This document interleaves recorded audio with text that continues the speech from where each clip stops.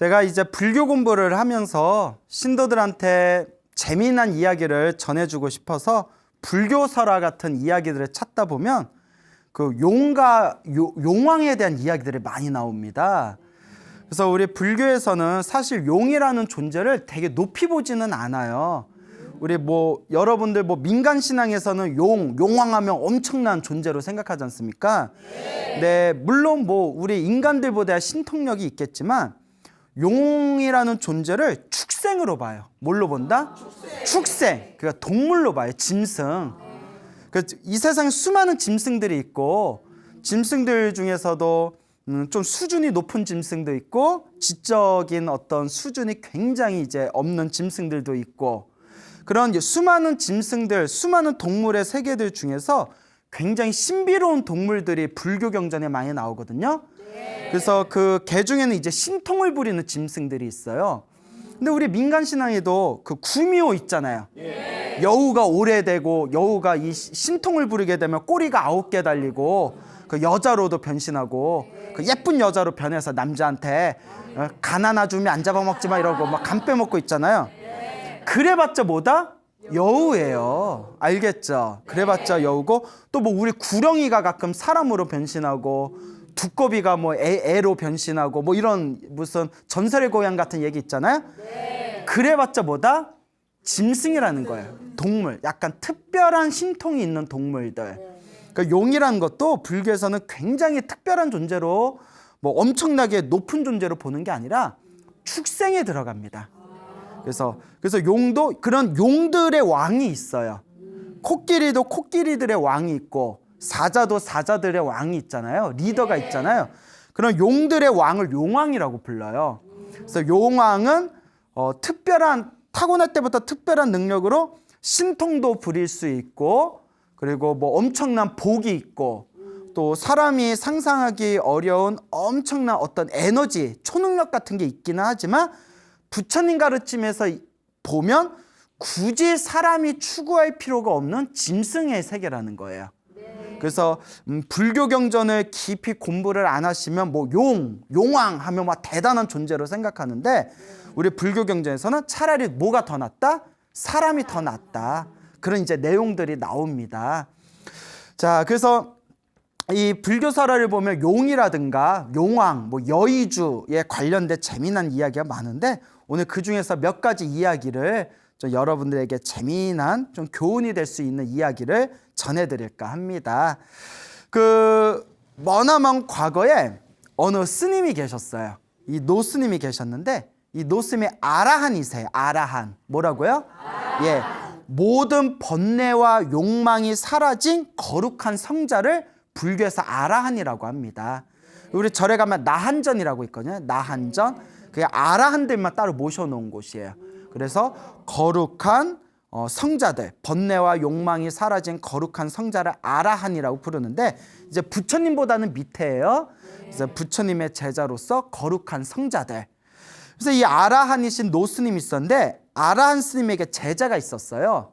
이 제자가 있었는데 우리 불교에서는 남자 스님을 비구라고 부릅니다. 여자 스님을 뭐라고 하죠?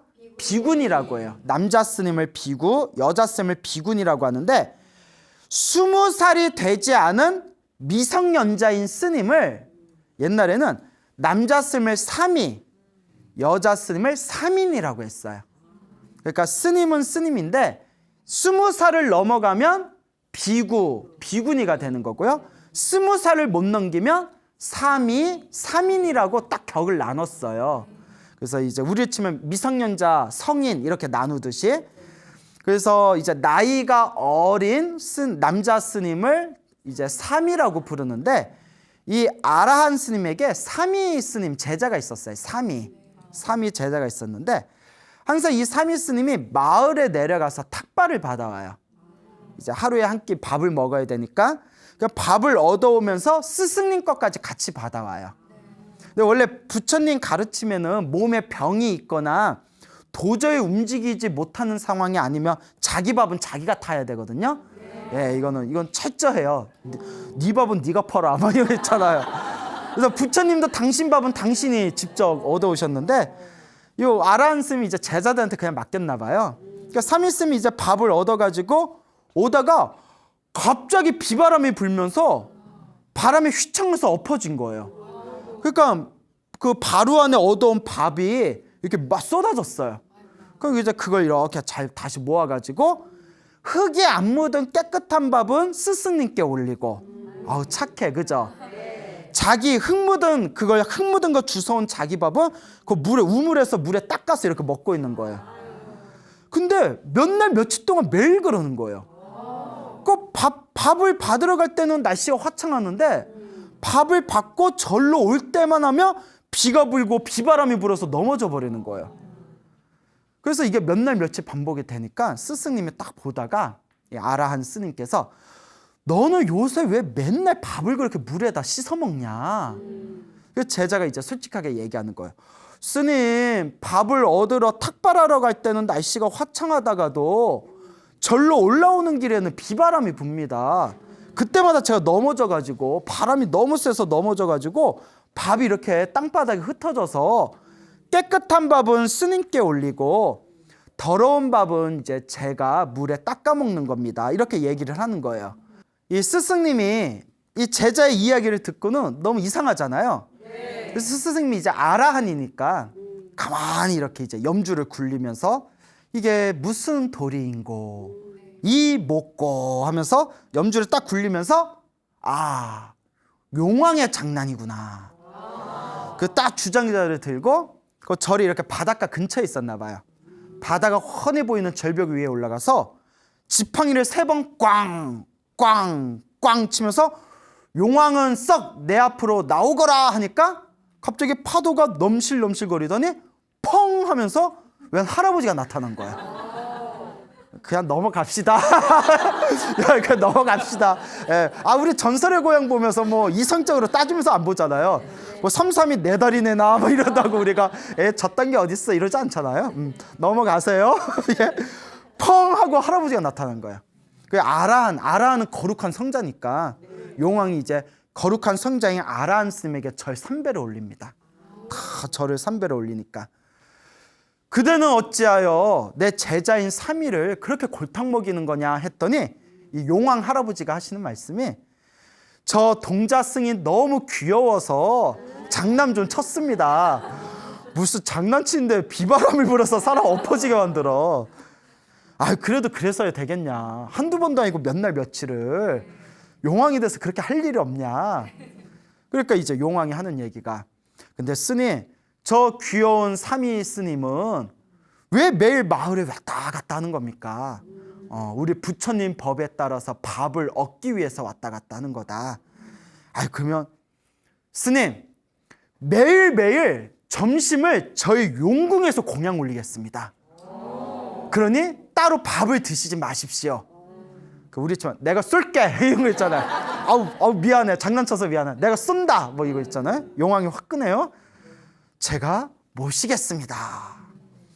그래서 그럼 그렇게 알겠어. 이렇게 해서 이제 다시 절로 와가지고 삼이야 앞으로는 너 탁발하고 올 때마다 비바람 불 일이 없을 것이다.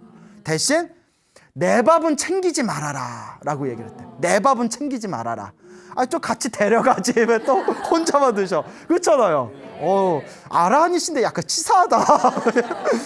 그래서 이제 내 밥은 챙기지 말아라. 예 스님. 그래서 이제 자기 밥만 먹는데 몇 날 며칠이 지났는데도 스승님이 밥을 안 드시는 거예요. 아니 저를 왜 밥을 안 드시지? 왜 밥을 안 드시지? 다이어트? 왜 그러지? 하루에 한 끼 먹는데 무슨 다이어트야. 그래서 몰래 다 방에 들어갔는데 스승이 쓰는 바리대에 밥알 몇 개가 붙어 있는 거예요. 그래서 밥알을 밥을 드셨네? 봤더니 밥알이 그 바리대에 붙은 밥알이 다 이렇게 먹다 남은 거니까 막 냄새 나고 해야 되잖아요. 너무 향긋한 거예요.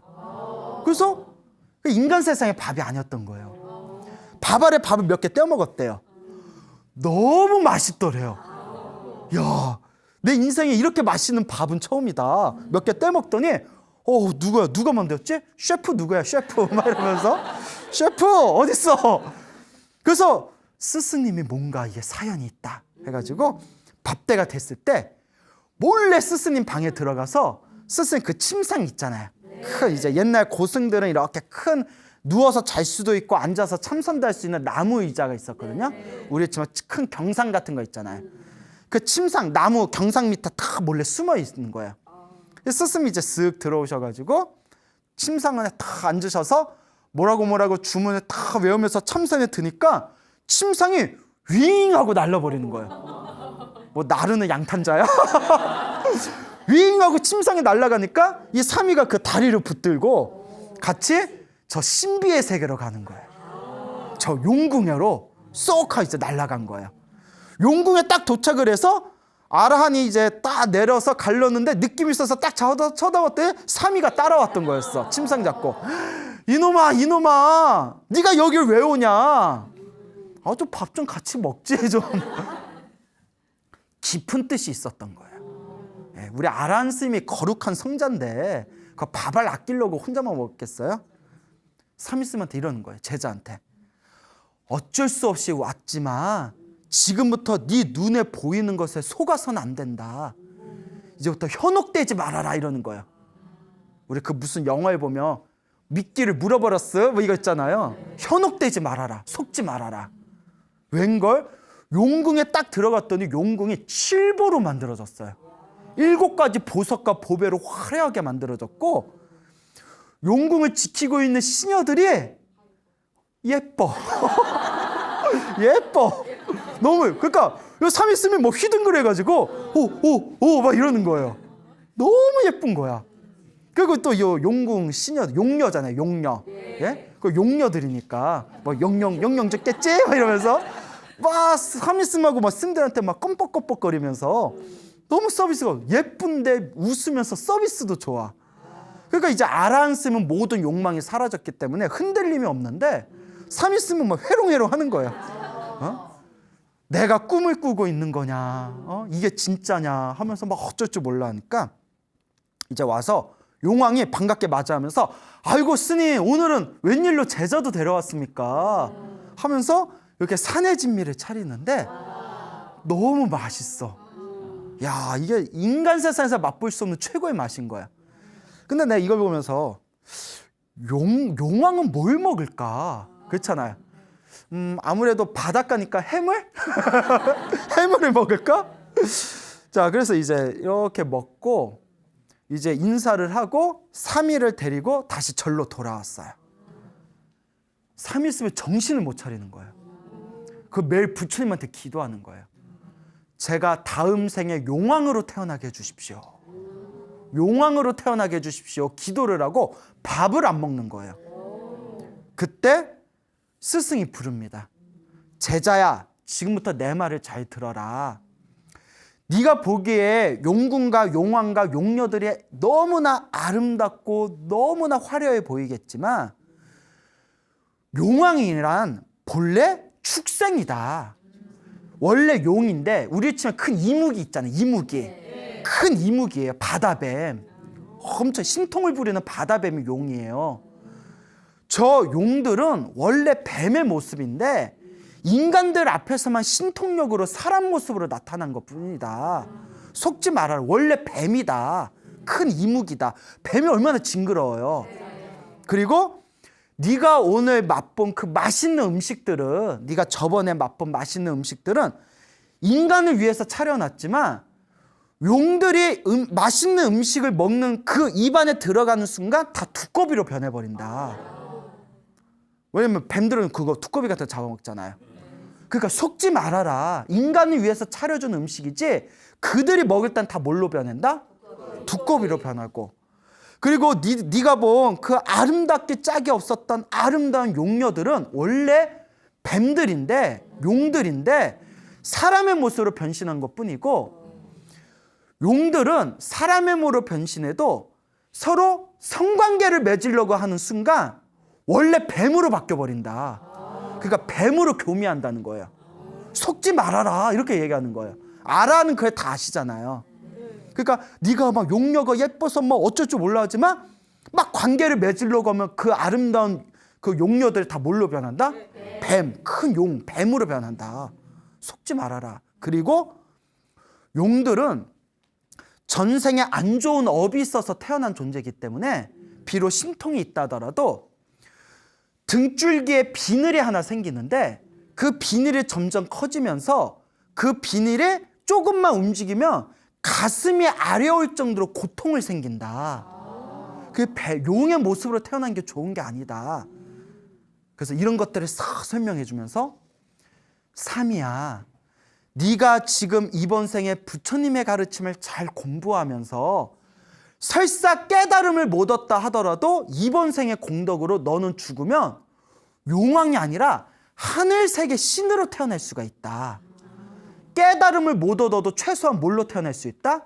하늘나라 신으로 태어나며 용왕이 비교할 수 없을 정도로 최고의 쾌락과 행복을 누리게 될 거다. 근데 뭐하러 그런 용왕 같은 그런 존재에 태어나기를 원하느냐. 그러니 속지 말아라 라고 했는데, 근데 이 사람의 번뇌가 이렇게 무서워요. 스승님을 그렇게 공경해서 땅바닥에 밥알이 쏟아졌을 때 깨끗한 밥은 스승에게 올리고 흙 묻은 밥은 몇 날 며칠 동안 물에 닦아서 먹을 정도로 착했던 삼위승이 한 번 그 번뇌가 깊숙이 가슴에 들어오니까 말을 듣는다 안 듣는다? 말을 듣지 않더라. 그리고 밥을 먹지 않고 식음을 정폐하고 다음 생에 용왕으로 태어나게 해주세요. 용왕으로 태어나게 해주세요. 하다가 목숨이 끊겼대요. 그 어린 삼위승이 굶고 굶다가. 그리고 그 간절한 원력에 의해서 죽은 뒤에 정말 뭘로 태어났다? 그 용왕의 아들로 태어났대요. 용왕의, 그러니까 내가 간절하게 바란 대로 태어난 거야. 그런데 용왕의 아들로 태어났는데 성격이 아주 흉폭했대요. 왜냐? 그 밥을 굶으면서 다음 생에 용왕으로 태어나게 해주세요. 기도하면서 배고프니까 자꾸 뭐가 생겨요? 짜증이 생겨. 배고프면서 짜증이 생겼던 그 업식이 깊이 뿌리 박혀서 태어날 때부터 성격이 더럽게 태어난 거예요. 그때 아라한 스님이 이렇게 탄식을 합니다. 내 불찰이다. 그때 끝까지 데려가지 말았어야 되는데, 저 아이가 만약에 용왕으로 태어나지 않고 이번 생에 계속 열심히 수행을 했다라면 완전한 깨달음을 얻은 아라한이 될 수도 있었을 것이고, 아라한이 못 되었다 하더라도 최소한 어디에 태어났을 것이다? 하늘의 신으로 태어났을 것이다. 하지만 순간의 욕망과 번뇌에 의해 가지고 지금 용왕으로 태어났는데, 태어날 때부터 저렇게 흉폭한 성격으로 태어났기 때문에 이번 생에 용왕의 복을 다 누리고 나서 죽은 뒤에는 어디에 태어날 것이다? 좋지 못한 나쁜 세상에 태어나 온갖 괴로움을 얻게 될 것이다. 참으로 안타깝구나 라는 그런 불교설화가 전해지고 있습니다. 이 한 생각을 잘 써야 돼요. 무슨 생각? 한 생각. 그러니까 하늘의 신으로 태어난 게 더 좋겠어요? 용왕으로 태어난 게 더 좋겠어요? 그렇죠. 근데 당장 눈앞에 보이는 용왕이 되고 싶다는 간절한 그 생각에 무엇이 옳고 무엇이 그른지가 눈앞에 덮여버린 거예요. 이런 삼위 스님의 이야기를 듣고 참 지혜롭다는 생각이 들어요? 어리석다는 생각이 들어요? 이게 남 얘기가 아니에요. 이게 다 우리 얘기예요. 장기적으로 뭐가 더 좋은지를 놓쳐버리고 지금 눈앞에 있는 욕망에만 끄달려가는 우리의 중생의 삶에 대해서 채찍질을 해주고 있는 가르침이에요. 그래서 부처님께서 말씀하시기를 중생들이 아직 받아들일 수 없는 비밀한 법은 전하지 말아라 라는 내용이 나와요. 중생들이 아직 감당할 수 없는, 중생들이 아직은 받아들일 수 없는 비밀한 가르침은 전해라, 전하지 말아라, 전하지 말아라. 왜냐? 오히려 약이 되라고 전해줬는데 오히려 뭐가 될 수 있다? 독이 될 수 있다. 그래서 우리가 부처님 가르침을 공부해보면 부처님 경전도 등급이 있어요. 부처님 경전도 일반 중생들한테 가르쳐주는 거. 그게 지장경, 관음경 같은 거예요. 지장보살 열심히 연불해라, 관세음보살 열심히 연불해라. 근데 이건 사실 낮은 단계예요. 그래서 어떤 분은 평생 지장경만 읽는 분이 있는데 그것도 사실 옳은 게 아니에요. 부처님의 수많은 가르침 중에서 가장 기초 단계예요. 지장보살, 관세음보살, 약사열애 하여튼 이러한 가르침을 배우고 난 뒤에 수준이 더 높으면 금강경, 반야심경 같은 반야경을 공부해요. 이 모든 거에 집착하지 말아라. 이제 근데 처음부터 집착하지 말아라 가르치면 알아들어요, 못 알아들어요? 그러니까 처음에는 지장보살 연불 하면 너 앞으로 살아가는데 좋은 일 생긴다. 힘들고 괴로울 때 관세음보살 연불 하면 너 삶에 큰 의지가 된다. 일단 요거부터 가르쳐 주는 거예요. 그리고 점점 불교적인 수준이 높아지면 관세음보살, 지장보살이라든가 세상의 욕망 같은 거, 부처님의 깨달음조차도 뭐 하지 말아라? 집착하지 말아라는 고급 단계로 넘어가요. 근데 또 그렇다고 금강경만 평생 봐도 안 돼요. 금강경이 최고의 경전이지만 부처님의 법을 설하는데 반쪽이에요, 사실. 이건 제 얘기가 아니에요. 그 평생 팔만대장경을 공부하셨던 큰 스님들의 법문이에요. 뭐 제가 뭐 알겠어요? 그분들 표절하는 거지 내가. 금강경만 평생 읽어도 안 된다는 거예요. 금강경이 모든 집착을 내려놓으라라는 걸 가르치면 거기서 이제 수준이 더 높아지면 모든 집착을 다 내려놓으라는 가르침에서 한 걸음 더 나아가서 너희들은 미래 세상에 다 부처가 될 것이다 라는 법문으로 넘어가요. 그게 법화경이에요. 법화경. 너희들은 다 미래 세상에 부처님의 가르침을 만난 인연으로 부처가 될 것이다. 이제 법화경까지 다 공부하면 나중에 그러면 우리 중생이 어떻게 부처가 될 것인가에 대해서 아주 완벽하고 상세하게 설명해 놓은 화엄경을 공부하게 되는 거예요. 알겠죠? 그러니까 부처님 경전에 다 등급이 있어요. 그리고 마지막까지 쉽게 안 가르쳐주는 경전이 있어요. 그게 밀교예요. 밀교. 무슨 교? 밀교. 비밀교라고 해서 정말 비밀스러운 가르침이에요. 그래서 팔만대장경, 우리나라에 팔만대장경도 있지만 저 밀교가 가장 발달한 게 저 티베트예요. 티베트 아시죠? 그래서 티베트 불교를 밀교라고 하거든요. 그래서 티베트 밀교에 가면 별 희한한 가르침이 많아요. 근데 그걸 함부로 가르쳐준다, 안 가르쳐준다? 안 가르쳐. 내가 어떤 평생 티베트 불교를 공부하신 어느 일본 학자가 쓰신 책을 봤는데 밀교주에 어떤 내용이 나온지 아세요? 말을 안 듣고 악한 사람 있잖아요. 세상을 어지럽히는 악한 사람을 주문으로 암살시키는 법이 있어요. 주문으로 암살을 하는 거예요. 그런 법이 있대요. 근데 그러면서 그 일본 학자가 쓰신 글이 과연 부처님이 이런 법을 설하셨는지 나는 믿으면 안 간다. 하지만 하여튼 티베트 밀교에 주문을 위해서 사람을 암살시키는 법이 있대요. 사람을. 그래서 사람을 암살시켜서 그 사람을 좋은 불국토 세계로 보내는 법이 있대요. 근데 이런 식의 어떻게 보면 뭐 별 이상한 그런 비밀스러운 가르침에 잔뜩 있는 게 바로 무슨 교다? 밀교예요. 밀교. 그래서 별 희한한 이상한 것들이 많아요. 근데 이 밀교는 일반 중생들에게 가르친다, 안 가르친다? 받아들일 근기와 준비가 안 된 중생들한테는 가르치지를 않는데요. 그리고 저는 밀교를 조금 봤거든요. 조금 봤는데 다는 못 보고 조금 봤는데 굳이 몰라도 될 것 같아요. 너무 황당하고 심한 내용들도 많아서 물론 깊은 뜻이 있긴 한데 이거 중생들이 잘못 알면 약이 아니라 뭐가 되겠다? 예, 딱 금강경, 법화경, 화엄경까지만 알면 돼요. 어차피 옛날 큰 스님이 그러셨어요. 50년 동안 금강경을 공부했지만 평생 동안 다 써먹지를 못했네. 그러니까 뭐 너무 비밀스러운 가르침까지 갈 필요도 없이 그냥 우리가 알고 있는 경전만 실천해도 다 쓴다, 못 쓴다? 그래서 이러한 비밀스러운 가르침이 또 부처님 가르침에 있다. 그런 대표적인 게 밀교다. 뭐 이런 내용이 책을 보다 보니까 나오더라고요. 자, 어쨌거나 이와 같이 우리 눈앞의 어리석은 번뇌와 욕심에 빠져가지고 올바른 길을 놓쳐버린 이 사미 스님이 용왕이 된 이야기가 불교설화에 전해지고 있습니다. 자, 또 이거와 어떻게 보면 약간 뭐 비슷한 이야기일 수도 있는데요. 우리나라에서 있었던 일이래요. 신라시대 아시죠? 네, 신라시대 때. 이 신라시대 때는 말 그대로 불교 국가였잖아요. 2차 돈의 순교 이후로 목을 내리쳤더니 하얀 피가 쏟아졌다 해가지고 평소에 우유를 많이 드셨나 봐요. 하얀 피가 촤. 그래서 미안해요. 2차전의 순교 이후로 신라라는 나라가 완전 불국토와 같은 불교 국가가 되거든요. 그때 신라의 어느 왕이 있었을 때 스님들을 이렇게 모셔놓고 이 절에서 스님들을 모셔놓고 매일매일마다 화엄경을 외웠대요.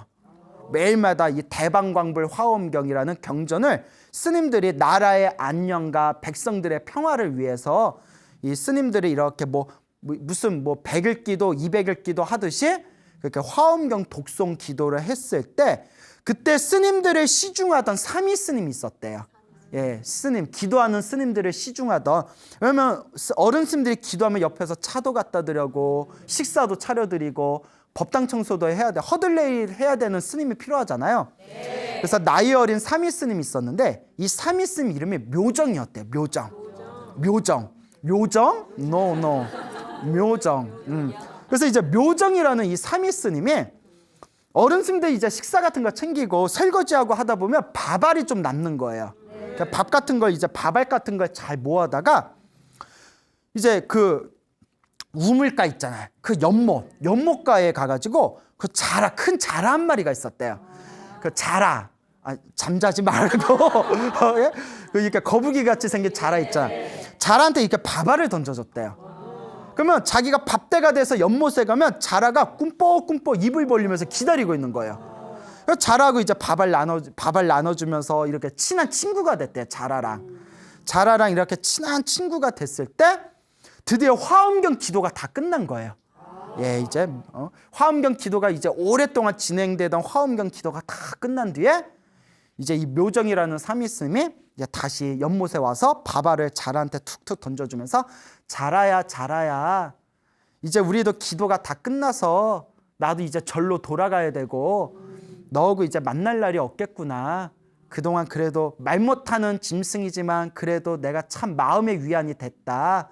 너는 나의 소중한 친구야. 자, 이거 마지막 밥이니까 이거 먹고 잘 자라. 이래가지고 그 자라하고 이렇게 이제 했는데 자라가 이제 밥을 꿈떡꿈떡 먹더니 갑자기 웩 이렇게 토악질을 하는 거예요. 자라가 막 토악질하는 거 보셨어요? 나도 못 봤는데 하여튼 웩 하더니 자라야 왜 그래? 밥 먹고 체했어? 왜 그래? 했는데 웩 하더니 자라가 입속에서 구슬을 하나 꺼내는 거예요. 구슬을 이렇게 큰 구슬을 여의주 자라가 여의주를 빼는 거예요. 요 자라가 보통 놈이 아니었어. 그냥 미물이 아니었던 거예요. 뭐 용왕의 아들 정도 됐나 봐. 그걸 구슬을 삼위 묘정 스님 앞에 툭 그걸 뱉어내더니 마치 인사하듯이 눈을 꿈뻑꿈뻑거리더니 물속 연못 속으로 싹 사라져 버리는 거야. 얘가 나에게 선물을 줬구나. 야, 밥을 몇 개 줬다고 구슬 하나 얻었으니 진짜 가성비 대박이에요. 이제 구슬이 너무 예뻐가지고 그걸 이제 이렇게 이제 주머니에 넣어서 허리춤에 차고 다녔대요. 그런데 그 구슬을 허리춤에 차고 다니는 순간부터 그 묘정스님을 본 사람들이 다 사랑에 빠져버리더래요. 야, 그런 거 하나 있었으면 좋겠죠. 양쪽에다가 이렇게 달고 다녀. 막 쌍방울 막. 예? 그래서 이렇게 이제 달고 다니니까 사람들 보는 사람마다 사랑에 빠지는 거예요. 묘정스님한테. 야, 왜 어제와 오늘이 너무 다른 것 같아. 너를 보고 있으니까 내 가슴이 두근거려. 이 느낌 무슨 느낌? 뭐 이러면서 그러다가 왕이 소문을 듣고 묘정스님을 오라고 해봤대요. 묘정스님이 하도 인기가 많다니까 요새 말 인싸 있잖아요. 인싸 하니까 묘정스님 한번 데려와 봐라. 얼마나 뭐가 그렇게 인기가 많은지 보자. 묘정스님이 왕이시여 묘정이라 하옵니다 하고 인사를 했더니 왕이 한눈에 반해버린 거예요. 스님, 절에 가지 말고 항상 내 옆에서 우리 대화나 하면서 사이좋게 지냅시다. 스님하고 친하게 지내고 싶습니다. 그래서 이제 묘정스님을 왕이 항상 옆에다 두고 밥 먹을 때도 같이 밥 먹고 차도 같이 마시고 이런저런 대화도 나누고 그 왕이 왜 나는 묘정스님만 보면 이렇게 기분이 좋을까? 그러다가 당나라에서 사신이 왔대요. 당나라에서 사신, 중국 당나라에서 사신이 왔는데 사신이 이제 왕하고 이런저런 대화를 나누다가 옆에 묘정스님을 보고 또 반해버린 거예요. 이 정도 되면 이거 좀 문제 있어요. 네. 그래서 사신이 놀래가지고 왜 이렇게 저 스님을 보면 기분이 좋지? 그러더니 신라 왕한테 이제 부탁을 합니다. 우리 당나라 황제한테 소개하고 싶은데 데려가도 되겠습니까? 그러니까 이제 요 왕이, 신라 왕이 그럼 우리 황제한테 우리 묘정스님 소개 좀 시켜주십시오. 이제 세계로 뻗어가는 우리 묘정스님 뭐 이러면서 이제 당나라 사신과 함께 당나라에 도착해서 황제를 봤는데 황제도 한눈에 반해버리는 거예요. 야, 스님 왜 이렇게 스님을 보니까 내 기분이 좋은지 모르겠어. 나 후궁보다도 우리 스님이 더 좋았어. 성 정체성에 문제가 있나? 다 이제 옆에다 두고 얘기를 하고 그렇게 몇 날 며칠 꿈 같은 시간을 보내는데 그때 황제는 옆에 유명한 광산가나 점술가를 항상 두고 있대요. 답답한 일이 생기거나 그럴 때 자문을 구하려고. 그렇잖아요? 그때 중국 대륙이 얼마나 넓어요. 중국 대륙의 수많은 관상가들 사이에서 황제에게 특채로 뽑힌 관상가가 있었어요. 얼마나 기가 막히겠어요. 근데 아무리 묘정스님의 관상을 봐도 의심이 생기는 거예요. 그러니까 황제한테 가서 속닥거립니다. 황제시여, 저 신라 땅에서 온 묘정스님은 아무리 관상을 봐도 사람들한테 사랑받을 만한 복이 있는 관상이 아닙니다. 근데 저렇게 모든 사람들이 묘정스님만 보면 저렇게 사랑에 빠지고 좋아하니 뭐가 좀 의심스럽습니다. 한번 추궁해 보십시오. 그러니까 황제가 그래? 그래서 이제 묘정스님을 다 부릅니다. 이런저런 얘기를 하다가 스님이 이렇게 인기가 많은 비결이 뭡니까? 원래 이렇게 인기가 많았습니까? 하니까 묘정스님이 이제 자기한테 잘해주는 황제니까 즐겁고 기쁜 마음에 솔직히 얘기했대요. 친하게 지낸 자라가 있었는데 밥알을 나눠주면서 친구가 되었다가 마지막 날에 자라가 입에서 구슬을 꺼냈는데 그 구슬을 허리춤에 차고 다닌 뒤로 이렇게 인싸가 되었습니다. 황제가 그러면 그 구슬 좀 구경할 수 있겠습니까? 했을 때 딱 보여줘서 황제가 딱 보더니 이거는 내가 옛날에 잊어버렸던 그 구슬인 것 같습니다. 그러니 제가 갖겠습니다. 이러는 거예요. 그 뒤로 황제에게 그 구슬을 강탈당하고 나서 묘정은 아싸가 됐대요. 인싸의 반대말. 인기가 뚝 떨어져가지고 인기가 이제 뚝 떨어져서 더 이상 아무도 쳐다보지 않는 평범한 스님이 되었다라는 그런 불교 설화가 전해지고 있습니다. 그래서 이런 얘기가 있어요. 그 구슬은 자라가 준 거잖아요. 그 자기의 재산이잖아요. 자기의 재산인데 부처님 경전에 이런 내용이 나옵니다. 재산은 영원하다, 영원하지 않다. 영원하지 않다. 항상 위험에 노출되어 있는 게 우리 재산이에요. 그래서 물과 불과 바람과 도적과 마지막 왕에게 언제든지 빼앗겨질 수 있는 게 바로 재산이라는 거예요. 물, 홍수가 나서 내 재산이 사라질 수도 있고 불에 활활 타서 내 재산이 사라질 수도 있고 바람 때문에 내 재산이 다 흩어져 버릴 수도 있고 도적대들이 쳐들어와서 재산을 훔쳐갈 수도 있고 왕에 의해서 강탈당할 수도 있다. 재산은 영원하다, 영원하지 않다. 근데 이 5가지도 결코 가져갈 수 없는 재산이 있대요. 부처님은 이게 최고의 재산이래요. 이 물, 불, 바람, 도둑놈, 왕에게도 빼앗기지 않을 수 있는 재산이 바로 복이래요. 이 복은 아무도 가져갈 수가 없대요. 내가 여러분들한테 내 복을 주고 싶어도 줄 수 있다, 없다? 예. 여러분들이 어떤 왕이나 어떤 존재나 어떤 도둑놈들이 아무리 내 복을 가져가고 싶어도 가져갈 수 있다, 없다? 복대로 살아간다는 거예요. 묘정스님의 복은 거기까지였던 거예요. 무슨 말인지 알죠? 기껏해 몇 년 동안 인기를 얻을 수 있었던 복분이 없었던 거예요. 그 복이 다하니 그 구슬조차도 가질 수 있다, 없다? 그래서 우리 부처님 가르침은 눈에 보이는 빼앗길 수 있는 재산을 추구하지 말고 아무도 가져갈 수 없는 복을 쌓아라라고 얘기하셨어요. 복이 있는 사람은 그 구슬이 없어도 항상 사람들한테 존경받아요.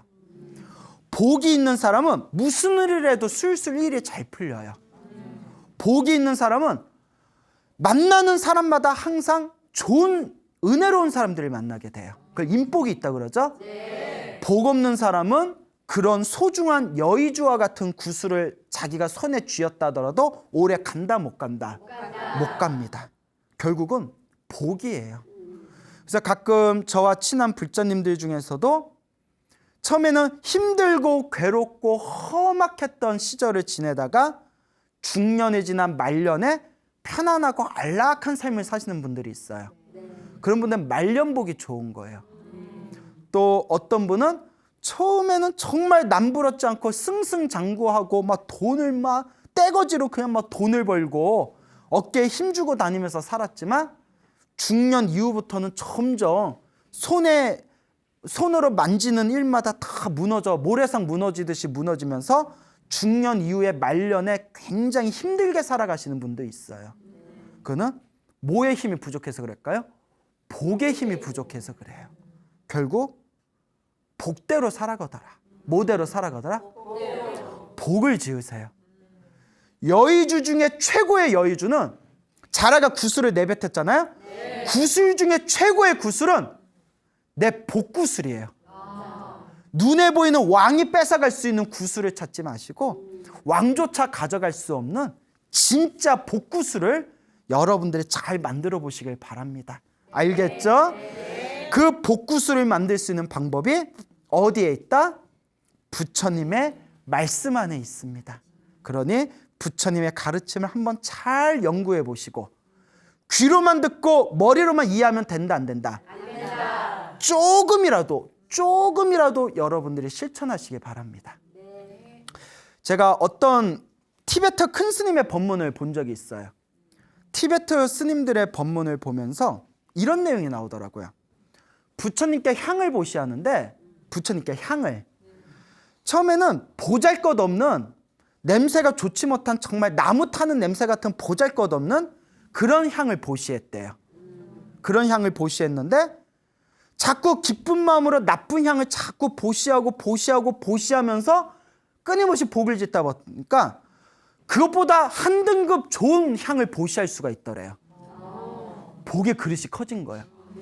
한 등급 좋은 향을 계속 보시하니까 그것보다 더 좋은 향을 보시할 수 있는 여유가 생기더래요. 이런 식으로 오랫동안 기쁜 마음으로 보시하고 향을 보시하니까 나중에는 티베트에서 국왕조차도 구할 수 없었던 정말 향기롭고 너무나 훌륭한 향을 부처님에다 보시할 수가 있었답니다. 보시하면 보시할수록 더 보시할 수 있는 힘이 생긴다는 거예요. 자꾸 10,000원짜리를 보시했더니요. 여러분, 스님들한테 이렇게 밥도 사고 뭐 차도 사고 커피도 스님들 졸리시면 이제 커피 드시고 깨시라고 이제 프림하고 설탕 들어있는 거는 또 안 좋잖아요. 당에. 그래서 원두 있잖아요. 원두.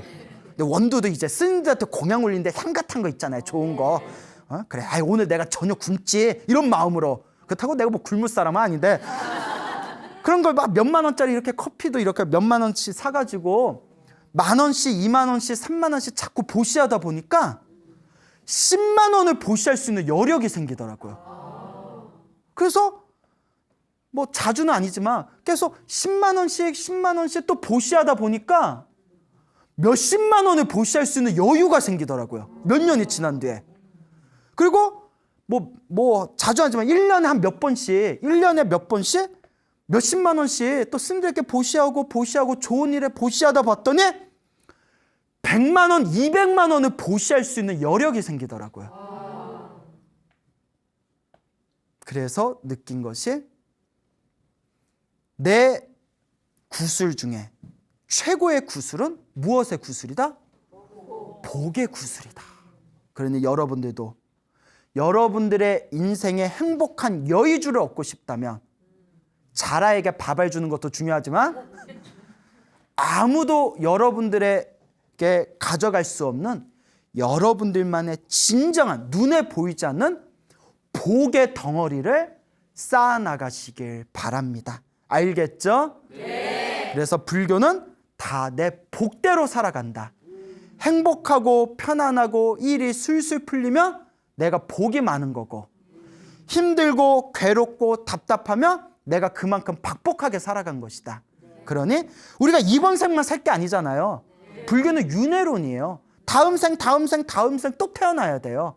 여러분들의 아라한이 되는 그날까지 계속 업보대로 태어나야 됩니다. 여러분들의 끊임없는 새로운 삶에 있어서 여러분들의 행복하고 편안한 삶을 살고 싶다면 꼭 기억해 두십시오. 결국 뭐대로 살아가더라? 자기 복대로 살아가더라. 뭐 이렇게 배 복대 말고 여러분 행복해지고 싶습니까? 네. 행복한 삶을 창조하고 싶습니까? 네. 복을 지으십시오. 선업을 지으십시오. 공덕을 쌓으십시오. 복과 선업과 공덕의 힘이 여러분들을 진정한 행복의 길로 이끌어 줄 것입니다. 오늘 여기서 마치겠습니다. 소중한 나 무한행복.